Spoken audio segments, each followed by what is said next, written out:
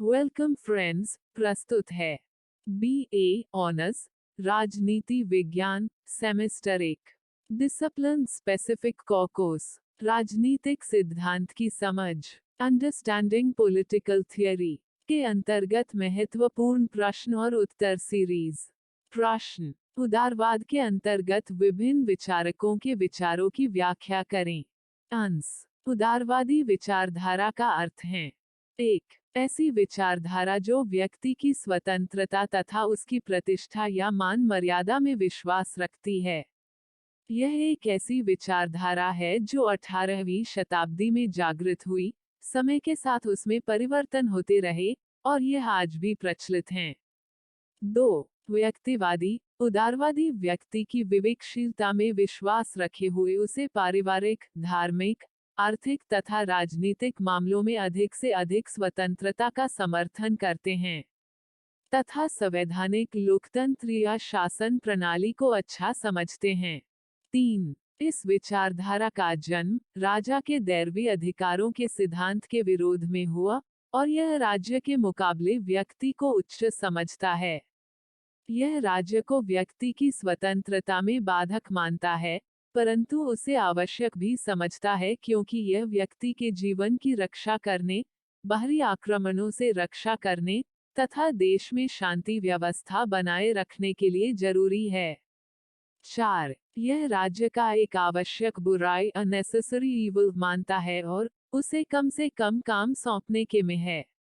अतः उदारवादी व्यक्तिवादी दृष्टिकोण एक प्रकार से नकारात्मक उदारवाद नेगेटिव लिबरलिज्म है। जिन विद्वानों ने व्यक्तिवाद के नकारात्मक स्वरूप अर्थात उदारवादी व्यक्तिवादी परिप्रेक्ष्य का प्रतिपादन किया है, उनके विचार इस प्रकार हैं। एडम स्मिथ के विचार: 1. उदारवादियों के लिए व्यक्ति केंद्र बिंदु है। एडम स्मिथ, जिसे आधुनिक आर्थिक विचारों का जनक माना जाता है, 18वीं शताब्दी का एक महान विचारक था।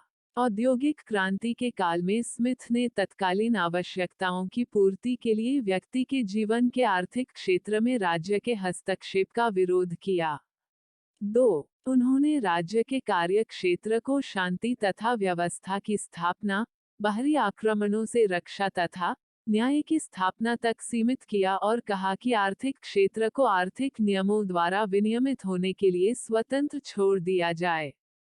3. मांग, पूर्ति तथा स्वतंत्र प्रतियोगिता आदि नियम आर्थिक क्षेत्र को स्वयं नियमित करते हैं, अतः राज्य व्यक्ति के आर्थिक क्षेत्र को नियमित नहीं करेगा। इस क्षेत्र में राज्य का कार्य केवल यह देखना है कि आर्थिक सौदों में व अन्य क्रियाकलापों में नियमानुसार व्यवहार हो रहा है अथवा नहीं। 4. एडम स्मिथ राज्य को एक पुलिस राज्य मानता है, जिसका कार्य फुटबॉल के क्षेत्र में रेफरी के समान है, जिसका काम स्वयं खेलना नहीं, बल्कि यह देखना है कि सभी खिलाड़ी खेल के नियमों के अनुसार खेलें। आर्थिक क्षेत्र में राज्य का कार्य एक निर्णायक के समान है, जिसको मात्र यह देखना है कि संपूर्ण आर्थिक क्रियाएं नियमानुसार चल रही है अथवा नहीं। उसने राज्य के कार्यों को मुख्यतः निम्न कार्यों तक सीमित रखने का समर्थन किया है। 1. बाहरी आक्रमणों से देश की रक्षा करना। 2. हिंसात्मक घटनाओं से समाज की रक्षा तथा व्यक्ति को व्यक्ति के अत्याचार से बचाना। 3. सड़कें, पुल, नहरें, शिक्षा संस्थाएं आदि को बनवाना, क्योंकि ये निजी अर्थात व्यक्तिगत स्तर पर संभव नहीं है। जॉन लॉक के विचार। 1. जॉन लॉक इंग्लैंड का एक महान दार्शनिक था, जिसका जन्म 17वीं शताब्दी सन 1632 में इंग्लैंड में हुआ। इंग्लैंड के गृह युद्ध में उसने संसद में प्रजा का पक्ष लिया तथा सन 1649 में सम्राट चार्ल्स प्रथम को मृत्यु दंड देने का समर्थन किया। 2. बाद में, जब जेम्स द्वितीय का संसद के साथ झगड़ा हुआ तो उसे देश छोड़कर भागना पड़ा। लॉक ने इस घटना, जिसे इंग्लैंड के इतिहास में गौरवमयी क्रांति अथवा रक्तहीन क्रांति के नाम से जाना जाता है, का समर्थन किया। 3. उसके पश्चात विलियम तथा मेरी को गद्दी पर बैठाया गया। जनता ने उनसे सन 1689 में अधिकार पत्र पास करवा लिया, जिसके अनुसार राजा के अधिकारों को काफी हद तक सीमित कर दिया गया। 4. उसका मत था कि किसी भी राज्य में जनता का निर्णय अंतिम होना चाहिए।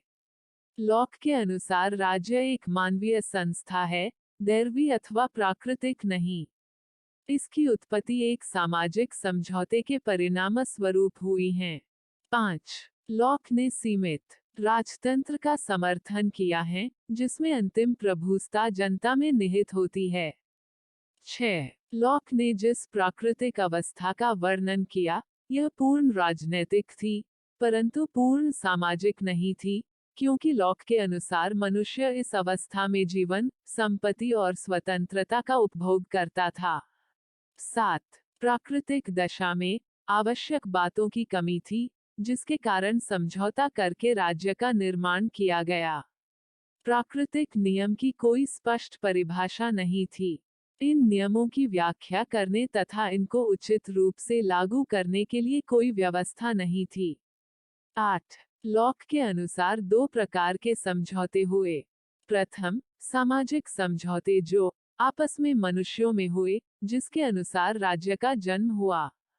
दूसरा, सरकारी समझौता जो जनता और शासक वर्ग के मध्य हुआ, जिससे कि सरकार का जन्म हुआ। 9. शासक को सीमित शक्ति दी गई थी। यदि वह शासक जनता की भलाई के लिए कार्य नहीं करता था तो उसे पद से हटाया जा सकता था।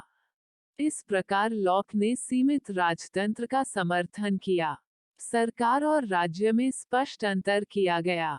10. लॉक के अनुसार प्रभुसत्ता का मूल आधार जनता की सहमति थी। 11. लॉक की समझौते की एक अन्य विशेषता यह थी कि उसने शक्तियों के पृथक्करण के सिद्धांत का समर्थन किया। उसने शासन की समस्त शक्तियों को कानून बनाने वाली, कानून को लागू करने वाली तथा कानूनों के आधार पर न्याय करने वाली शक्तियां में विभाजित किया। 12. लॉक के अनुसार शासन की कुशलता और नागरिक अधिकारियों के लिए यह आवश्यक है कि ये तीनों शक्तियां भिन्न भिन्न व्यक्तियों तथा निकाय के हाथों में रखी जाएं। जेरेमी बेन्यम के विचार। 1. जेरेमी बेन्यम इंग्लैंड का एक महान विधिवेता तथा राजनीतिक चिंतक हुआ है। वह मूलतः एक उपयोगितावादी था, परंतु उसके उपयोगितावाद ने उदारवाद के सिद्धांतों का समर्थन किया। उसके विचारों का मुख्य आधार मनुष्य है। 2. उसका कहना है कि मनुष्य अपनी 2 मूल प्रवृत्तियों, सुख व दुख के अनुसार कार्य करता है। जिस काम के करने से उसे सुख मिलता है, उसी को वह उपयोगी तथा हितकारक मानता है, और जिस काम से उसे दुख मिलता है, उस काम को वह कष्टकारक तथा अहितकारक मानकर उससे बचता है। 3. उसने लिखा है कि प्रकृति ने समाज को 2 संप्रभु स्वामियों, दुख व सुख के आधिपत्य में रखा है। इन स्वामियों का कर्तव्य है कि बताएं कि हमें क्या करना चाहिए और वह निर्णय करे कि हमें क्या करना है। 4. बेयम ने राज्य व कानून की व्याख्या उपयोगिता के आधार पर की है।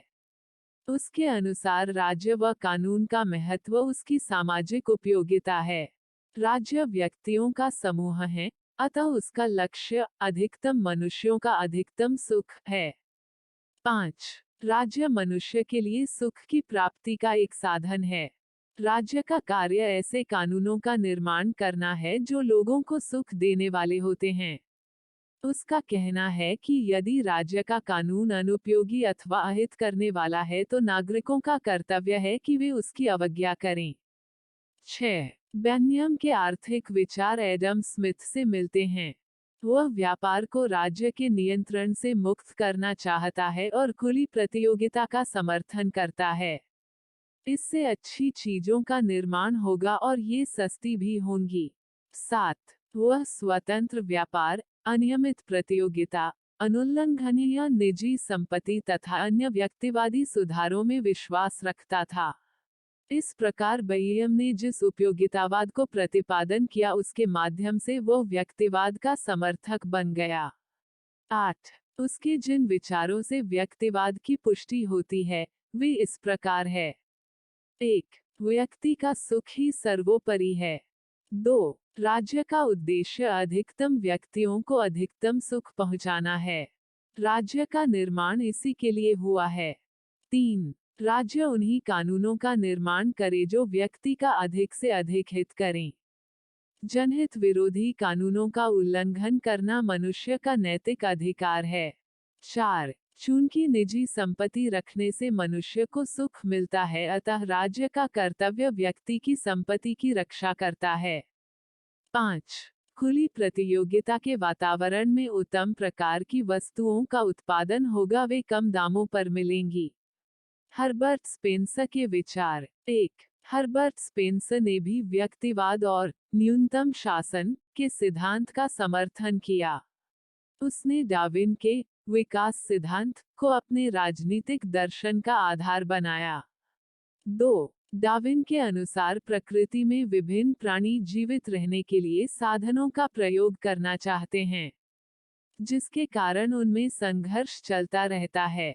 इस संघर्ष में केवल शक्तिशाली ही जीवित रहते हैं और अयोग्य तथा कमजोर प्राणी नष्ट हो जाते हैं।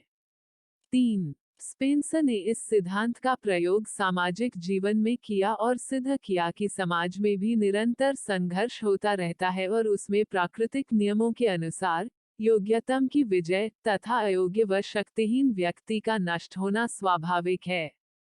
4. स्पेंसर ने यह स्पष्ट किया कि प्रकृति के कार्य में राज्य को हस्तक्षेप नहीं करना चाहिए। स्पेंसर राज्य को एक आवश्यक बुराई मानता है, जिसका कार्य व्यक्ति के विकास के मार्ग की बाधाओं को दूर करना है। 5. उसके अनुसार राज्य एक नकारात्मक संस्था है, जो एक व्यक्ति को दूसरे के अधिकारों का अतिक्रमण करने से रोकती है। स्पेंसर ने व्यक्ति की स्वतंत्रता और उसके प्राकृतिक अधिकारों का समर्थन किया। 6. उसके अनुसार शिक्षा की व्यवस्था, चिकित्सा सुविधाएं जुटाना, निर्धनों की सहायता करना तथा उद्योग व व्यापार को प्रोत्साहन देना आदि राज्य के कार्य नहीं हैं। इन्हें व्यक्तियों को निजी संगठनों पर छोड़ देना चाहिए। 7. वह राज्य को केवल 3 कार्य देने के पक्ष में है। 1. विदेशी शत्रुओं से रक्षा। 2. आंतरिक शांति व व्यवस्था की स्थापना करना। 3. वैध समझौतों को लागू करना। स्पेंसर ने आर्थिक क्षेत्र में भी योग्यतम की विजय के सिद्धांत का समर्थन किया। तो कुल मिलाकर इस प्रस्तुति में हमने उदारवाद के अंतर्गत विभिन्न विचारकों के विचारों की जानकारी प्राप्त की। प्रस्तुति समापन। आपका धन्यवाद। Disclaimer. This notes has been made after a lot of research, yet the accuracy of the answers may vary. The author assumes no responsibility or liability for any errors or omissions in the content of this notes.